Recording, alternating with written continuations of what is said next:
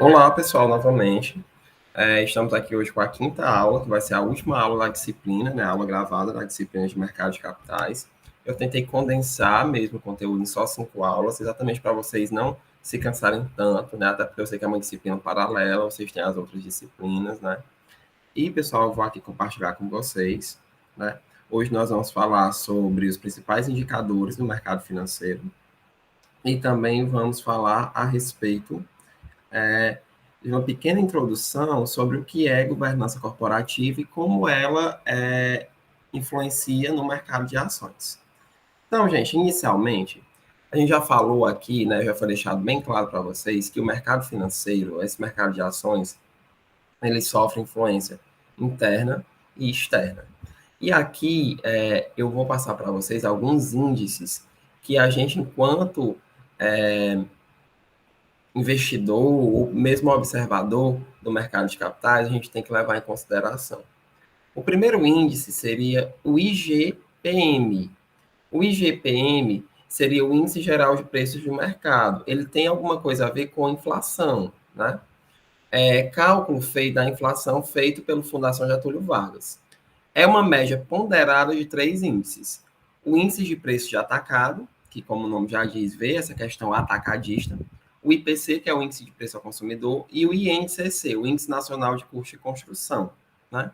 Um outro muito parecido com o IGPM é o Índice de Preço ao Consumidor Aplicado, que é o IPCA. Ele é calculado todos os meses pelo IBGE e com o cumulativo anual também é um índice relativo à inflação. Mede o aumento da diminuição dos custos de vida das famílias e há diversos investimentos que são atrelados a esse índice, tá?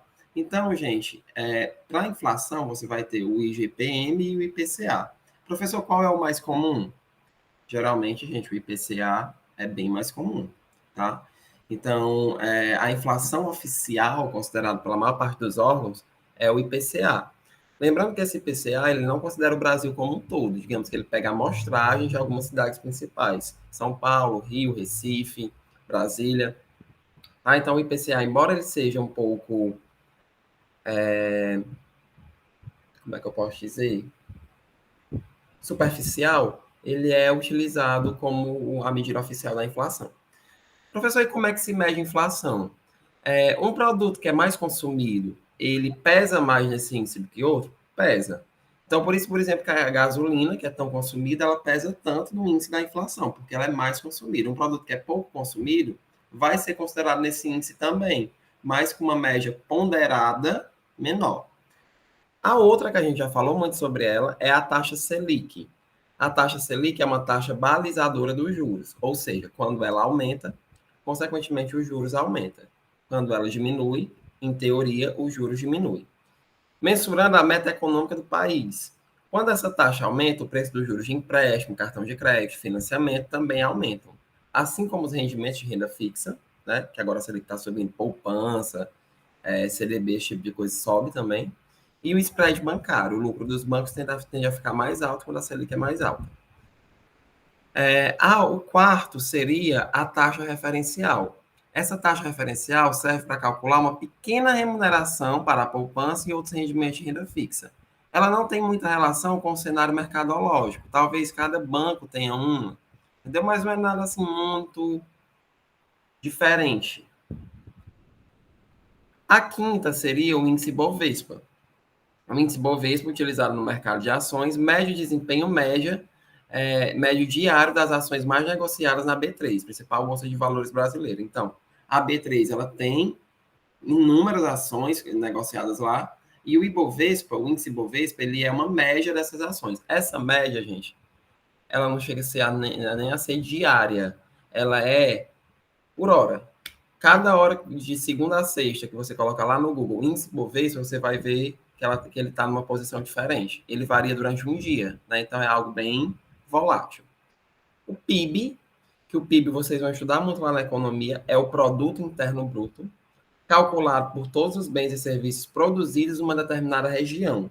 Pode ser ainda um PIB per capita, que você pega o PIB, né, tudo que um local produziu, dividido pela população, onde a soma desses bens é dividida pela população. Né? Então, assim, locais mais ricos costumam ter um PIB per capita maior. Né? Agora, por que ele é importante para o mercado financeiro? Se o PIB brasileiro está crescendo, é sinal que a economia vai bem.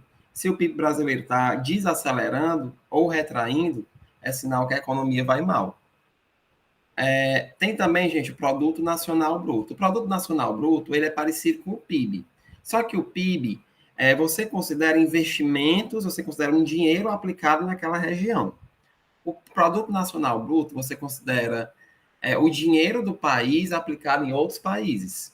Né? Então, tudo que é brasileiro, por exemplo, mas, sei lá, a Petrobras tem uma filial lá na Bolívia. Então, aquilo ali vai ser considerado meu, e não dos bolivianos. E isso no Produto Nacional Bruto, que é a soma de todos os bens e serviços produzidos por empresas de um determinado país. Então, assim, gente, é bem mais comum, principalmente aqui no Brasil, a gente tratar com PIB. O Produto Nacional Bruto, eu vejo mais ele sendo mais utilizado nos Estados Unidos, né? Que lá eles realmente medem a economia pelo Produto Nacional Bruto. Mas nos outros países, inclusive o Brasil, é o PIB. Outro bastante importante, gente, é a taxa de desemprego. Ele é um índice que mede quanto por cento da população economicamente ativa está desempregada. Quando o desemprego está alto, o consumo está baixo, ou seja, afeta diretamente a empresa. Então, é aquela lógica que eu expliquei para vocês. Se tem muita gente desempregada, as pessoas vão consumir menos. Se as pessoas vão consumir menos, as empresas vão vender menos. Consequentemente, as empresas vão investir menos.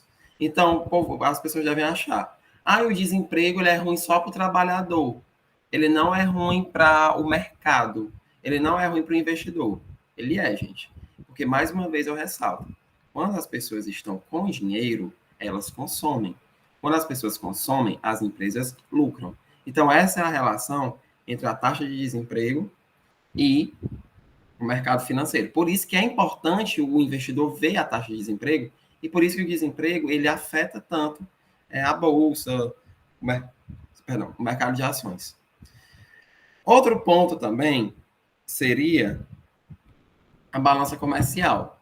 A balança comercial ela mede exportações, aquilo que o país ou que a localidade vende, e importações, aquilo que ele compra, podendo haver um superávit ou um déficit. Superávit é quando eu exporto mais do que eu importo. Déficit é quando eu importo mais do que eu exporto. Né? Então, é interessante observar, né, se o país está importando mais ou exportando mais. Você está importando mais, gente, não necessariamente quer dizer que é algo ruim, mas para alguns setores, pode ser. Né? Tem também o CDB, que é o Certificado de Depósito Bancário, são os títulos emitidos pelos bancos, cuja rentabilidade é determinada por cada instituição financeira conforme o prazo de aplicação. Mas por que, que ele afeta o mercado de ações? Porque se o CDB estiver atrativo, eu vou querer investir no CDB e não no mercado de ações. Consequentemente, eu vou lucrar menos, eu vou vender menos ações. Pode ser que se torne uma concorrência às ações.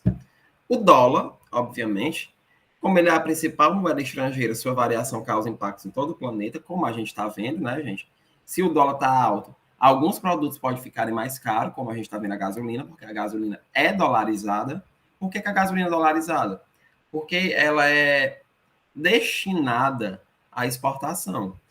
Ao mesmo tempo que, por exemplo, o setor agrícola, ele pode ser muito beneficiado se o dólar estiver alto. Por quê? Porque o setor agrícola exporta e nós temos concorrentes. Se o real estiver desvalorizado, consequentemente, para quem usa dólar, vai estar mais barato comprar da gente. Né? Então, pode ser que tenha esse ponto positivo. Então, é algo... Gente, em economia, em finanças, não existe crise total. Sempre vai ter alguém ganhando e alguém perdendo. Tá? Então, o dólar é isso. Tem gente que pode ganhar muito com a alta do dólar, tem gente que pode perder. O IFIX, que mede o desempenho médio das cotações dos fundos imobiliários negociados nas bolsas de valores. Nas bolsas de valores, gente, além de vocês poderem negociar pequenos pedaços de empresas, você também pode negociar pequenos pedaços de terrenos, de casas, de condomínios, que são chamados fundos imobiliários. Você tem um título sobre um imóvel. Não necessariamente você comprou um imóvel, mas você comprou um pedacinho do imóvel. Conforme ele se valorizar, você vai recebendo dinheiro. Tem também o CDI. O CDI é o Certificado de Depósito Interbancário, um título privado cuja taxa, chamada de DI, é o resultado das médias financeiras das taxas de juros das operações financeiras. Os fundos de investimento utilizam essa taxa para calcular sua rentabilidade. Então, é mais uma vez aquela lógica. Se um fundo de investimento está rendendo mais, pode ser que eu deixe de ir para a bolsa para ir para o fundo. Vai depender muito do perfil. O euro, né, é claro que ele não tem o mesmo impacto que o dólar, mas digamos assim que o euro é o segundo colocado nas moedas, né, na importância, até porque, gente, a União Europeia é um dos principais parceiros comerciais brasileiros, né? Que é a moeda oficial de lá, assim como o dólar, sua variação reflete no mundo inteiro. Né? Então, é mais uma vez também essa questão. Se eu exporto para a Europa, pode ser que o euro estando alto seja bom para mim. Se eu importo da Europa, o euro pode ser alto, vai ser péssimo para mim. O FGTS, né, que é a que eu acredito que todo mundo conhece, é aquela poupança compulsória para os trabalhadores. Mudanças recentes na legislação, liberações desse fundo pode impactar os negócios. Eu não sei se vocês lembram, gente, mas em 2019, até 2019, a gente só podia sacar o FGTS se a gente tivesse com alguma doença das listadas, se a gente se aposentasse e também usar para dar entrada numa casa. E também para o FIES. É isso. Hoje já existe, esse novo governo criou, o saque aniversário. Você pode sacar uma vez por ano uma porcentagem do seu fundo de investimento, né, do seu FGTS. Isso foi uma estratégia do governo de movimentar o mercado, porque, mais uma vez, eu bato na tecla. Quando as pessoas estão com mais dinheiro, elas consomem mais. Tá? E isso é bom para as empresas. Então, o empresário, o investidor, na verdade, ele tem que estar de olho nessas variações legais do FGTS, porque pode abrir oportunidade de investimento. Né? E, por fim, gente, o salário mínimo. O salário mínimo está ligado diretamente com a inflação, né? Conforme a inflação do ano anterior, o salário mínimo é para ser corrigido, ao mesmo tempo que pode fazer circular mais dinheiro numa economia. Né? Então, essas mudanças no salário mínimo também podem, de alguma maneira, afetar o mercado financeiro. Gente, uma coisa que vocês têm que entender enquanto investidores: existe uma margem de garantia. Margem de garantia nada mais é do que um valor depositado para garantir operações no mercado financeiro. Ela se tornou um grande diferencial na Bolsa de Valores, porque dá a quem investe a possibilidade de aproveitar melhor as oportunidades de investimento. Como é que funciona na prática? Antes de investir alavancado, ou seja, movimentando um valor maior do que você realmente possui, você precisa dar a garantia que, caso tenha prejuízos, tenha a condição de arcar com eles. No fim das contas, a margem funciona como o famoso cheque ou um depósito calção, algo muito parecido com a exigência de contratos de aluguéis de imóveis, em que você precisa deixar uma garantia caso não consiga pagar o aluguel em algum momento. Então, tipo, você quer comprar mais ações do que você pode, você tem que dar uma garantia, seja um imóvel, seja uma poupança que você tem guardado, você tem que dizer que possui essa colateral, que é o mesmo nome que é a mesma função, digamos, de garantia, né? Isso é o nome mais utilizado no mercado. Tá? Então, existe também esse tipo de manobra no mercado de ações. Uma das principais vantagens dessa margem é que ela permite alavancagem. Alavancar é você movimentar mais dinheiro do que você tem naquele momento. Operar alavancado é a mesma coisa que investir com valores maiores que seu patrimônio. Alguns investimentos podem ser utilizados como margem de garantia.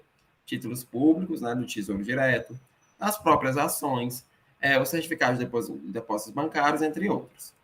Uma margem de garantia maior vai servir como um limitador de perdas. Né? Então, se eu tenho mais garantia, eu tendo a perder menos.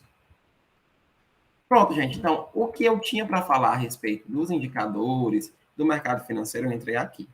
Agora, a gente vai entrar rapidamente num assunto. Ele é muito ligado à área de contábeis, tá, gente?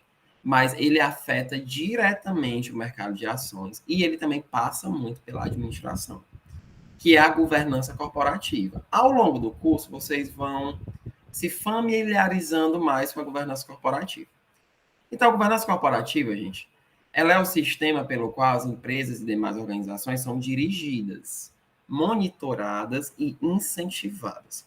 Quando eu falo em sistema, gente, eu não necessariamente quero dizer um software. Eu quero dizer um formato de organização, digamos assim, envolvendo relacionamento entre sócios, conselho de administração, diretoria, órgãos de fiscalização e controle e demais partes interessadas.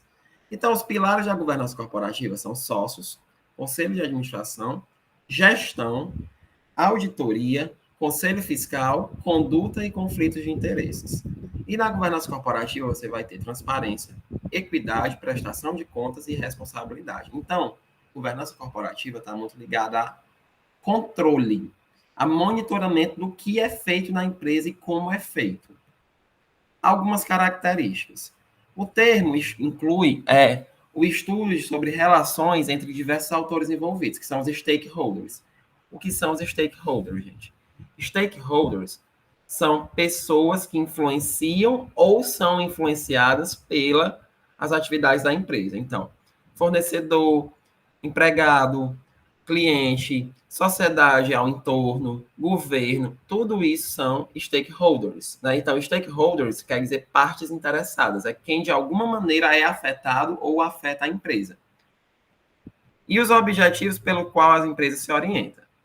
Os principais atores, tipicamente, são os acionistas, né, que é aquela pessoa que comprou um pedacinho da empresa, uma ação, a alta administração e o conselho corporativo. A governança corporativa é uma área de estudo com múltiplas abordagens. Uma das principais preocupações é garantir a adesão dos principais atores a códigos de conduta pré-acordados, através de mecanismos que tentam reduzir ou eliminar os conflitos de interesse e as quebras do dever fiduciário.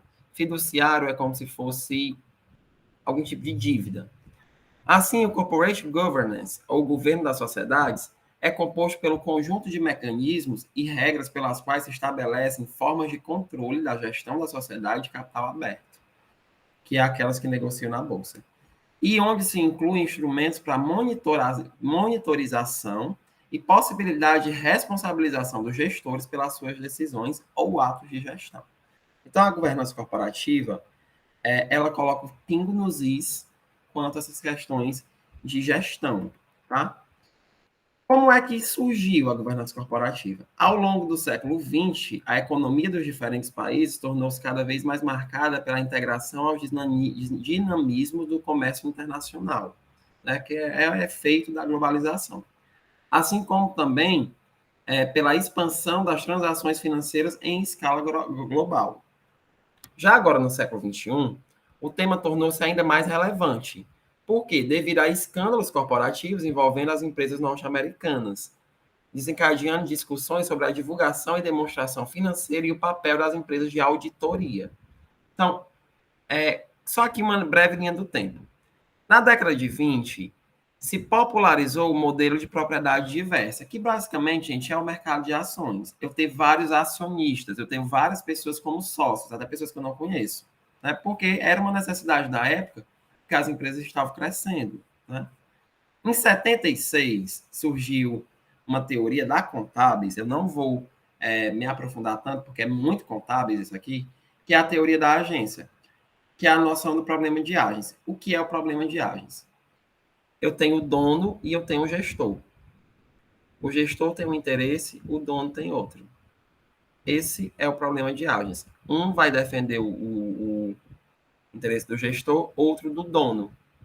Um vai defender o interesse do acionista, que é o dono, outro dos gerentes. Então, vai causar aí um problema, né? Um querendo um interesse, outro querendo outro. Isso é o problema de agência. E isso é o que a governança corporativa combate, né? O relatório de Casbourg, que foi o primeiro código de boas práticas corporativas, foi publicado um dia desse, ali em 92, né? Se você for ver historicamente, não faz tanto tempo. Em 95, foi criado o Instituto Brasileiro de Governança Corporativa. E em 2002, gente, foi assim o grande divisor de águas da governança corporativa, que foi a Lei Sarbanes-Oxley, que é uma lei americana que protege os investidores, né, do mercado de ações, de fraudes. Né? Então, a Lei Sarbanes-Oxley, que foi criada logo após vários escândalos corporativos, ela tem papel preponderante para o mercado financeiro, tanto que outros países se basearam nela, inclusive o Brasil. Só recapitulando, a teoria da agência é um arcabouço teórico voltado para a análise das relações entre participantes de sistemas em que a propriedade pertence a uma pessoa e o controle pertence a outra. Propriedade é o dono, controle é o gestor. Dado espaço a formações de conflitos resultantes da existência de interesses diferenciados. Então, o agente é o grupo mais importante da teoria contratual da firma. Seu comportamento e interesses são essenciais para entender a estrutura, contabilidade e controle. Esse grupo controla as informações geradas na firma e podem ser influenciados a divulgá-las de forma selecionada. Seu desempenho é monitorado por auditores e investidores. Então, o agente é o gerente, é o gestor. Ele pode esconder alguma coisa, porque muitas vezes, gente, o gestor, ele sabe muito mais da empresa do que o dono. Né? Aqui a gente está num cenário em que gestor é uma pessoa, pode ser assim nas grandes empresas, pode ser o CEO, né? E o dono é outra, que são os acionistas. São comprometidos, o principal, que é o acionista, né? Que é o dono. São comprometidos com a firma. Eles fornecem recursos financeiros antes de terem acesso ao retorno. Só recebem o residual, o que sobra, depois que todos os demais agentes receberam seus direitos. Seus direitos são transferíveis, ele pode vender a parte da empresa dele para alguém, e os mesmos podem tomar decisões referentes à composição dos gestores e dos auditores, bem como eles também podem acabar, eles podem dissolver com a organização. Tá? Então, essas são as duas pessoas. Então, o que é que a teoria da agência faz? A teoria da agência seria a explicação de conflitos de interesses que podem surgir entre um principal e um agente. Esses conflitos são praticamente inevitáveis, pois, a priori, o agente, né, que é aquele que gere, em troca de uma remuneração, teria de atuar de acordo com o interesse do principal. Todavia, isso não poderá acontecer, pois o agente também vai maximizar a sua própria função e utilidade. Ou seja, ele vai agir de acordo com o seu interesse. Óbvio, nós somos seres humanos, gente. Os seres humanos agem de acordo com o nosso interesse. A teoria da agência, ela analisa os conflitos e os custos resultantes da separação entre propriedade e controle de capital, o que origina as assimetrias de informação, os riscos e outros problemas pertinentes à relação principal, que é o agente. A parte principal da teoria consiste em o principal estar ciente que irá perder parte de sua riqueza para procurar o melhor desempenho do gestor. Ou seja, o principal ele abre mão do lucro máximo para obter o possível dentro das condições colocadas, devido à participação de um administrador profissional. Essa teoria ainda possui dois entraves: reduzir o risco para o investidor e aumentar a participação dos shareholders. Shareholders são os acionistas, né? Share, participação, né? Quem participa, de fato, no financiamento da empresa, nas decisões estratégicas das organizações. Então, gente, o que é que acontece? O ideal é que a remuneração do gestor tenha pelo menos uma parte semelhante com a do principal, né? Com a do dono. Então, sei lá, alguma bonificação por resultados, algum tipo, pode ser que seja interessante. Então, a Lei Sarbanes-Oxley, o que é que a Lei Sarbanes-Oxley, conhecida também como a Lei SOX, por que ela é tão importante para a governança corporativa? Primeiro, ela padroniza documentos conforme ISO. ISO é como se fosse uma certificação que diz, tá tudo ok. Ela cadastra riscos, ela utiliza ferramentas padrão para criar e editar documentos, ela publica conteúdos da seção dos 404, que é a seção que determina uma avaliação anual dos controles e procedimentos internos referente aos relatórios financeiros. O auditor, independente da companhia, deve emitir um relatório distinto, que ateste acerca da eficiência dos controles internos e dos procedimentos para a emissão de relatórios financeiros. Gerenciar os períodos de retenção e distribuição dos documentos, digitalizar e armazenar todos os documentos. Então, isso é que a Lei Sarbanes-Oxley ela obriga as empresas americanas a fazer. Essa lei ela pôs a governança corporativa na moda em 2003. Foi popularizada por organizações como o Fundo Monetário Internacional e o Banco Mundial. Em suma, a governança corporativa ela é importante para reduzir os riscos de abusos de poder, né, que é quando o acionista é controlador sobre os minoritários, da diretoria sobre os acionistas e dos administradores sobre terceiros. Também erros estratégicos, resultados de muito poder concentrado no executivo principal, e fraudes, que é o uso de informação privilegiada em benefício próprio, atuação em conflito de interesse. Recentemente, gente, eu não sei se vocês viram que o presidente ele falou que a Petrobras estava prevendo um novo aumento de combustível para daqui a 20 dias, algo assim do tipo. Pessoal, isso é uma informação privilegiada. Ele não poderia ter acesso a essa informação. Por mais que ele fosse do governo federal, a figura representativa do governo federal, que é o principal acionista da Petrobras, a Petrobras só poderia ter dado essa informação para ele se tivesse sido repassada a todos os acionistas. Né? Porque, assim, parece que porque ele que houve um certo privilégio ali, ele ter aquela informação.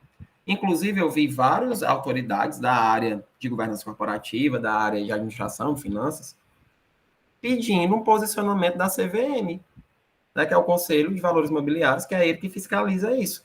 Por que é que o presidente teve acesso a essa informação? Que ele não deveria ter tido. O erro aí foi da Petrobras, né, porque houve um privilégio entre os acionistas. Isso não pode ser fraude. No Brasil, a governança corporativa ganhou força na década de 90, com a fundação do Instituto Brasileiro de Governança Corporativa, com o objetivo de melhorar a qualidade da gestão das empresas brasileiras. Então, na Bolsa de Valores, gente, na B3, existe uma classificação de acordo com o nível de governança corporativa da empresa. Eu não vou aqui passar tudo, mas eu vou só exemplificar para vocês.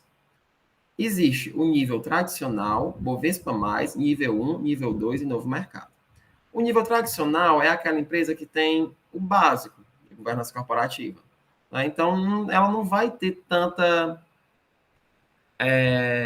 rigidez no controle. A Bovespa+, ela já tem um pouquinho mais de rigidez. Tá? Então, ela já é um setor diferente.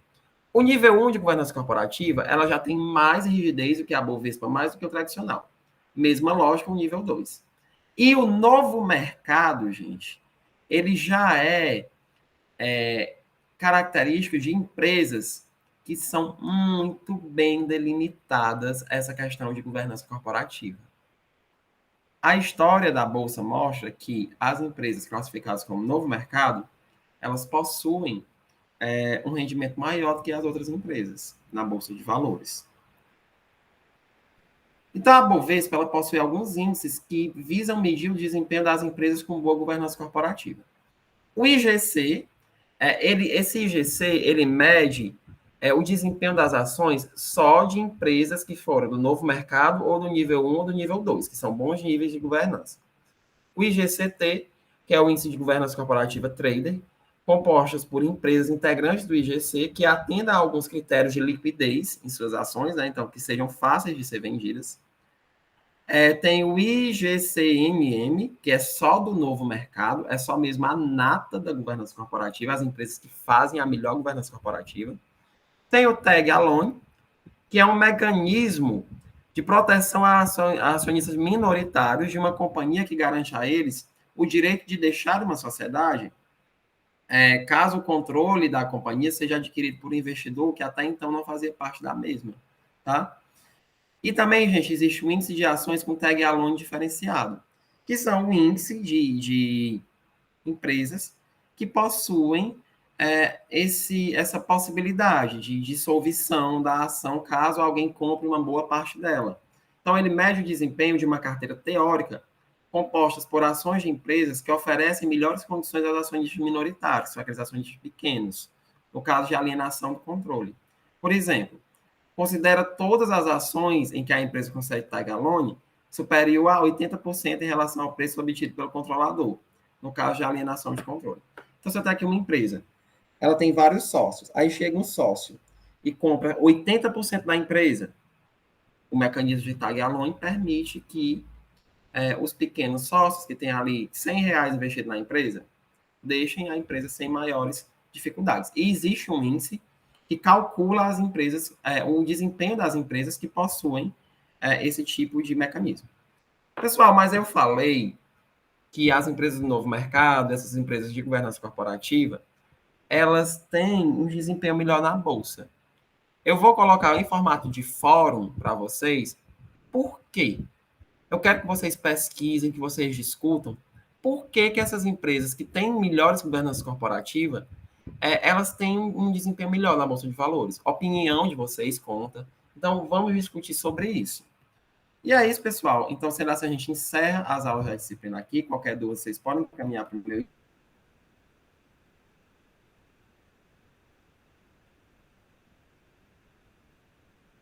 e-mail,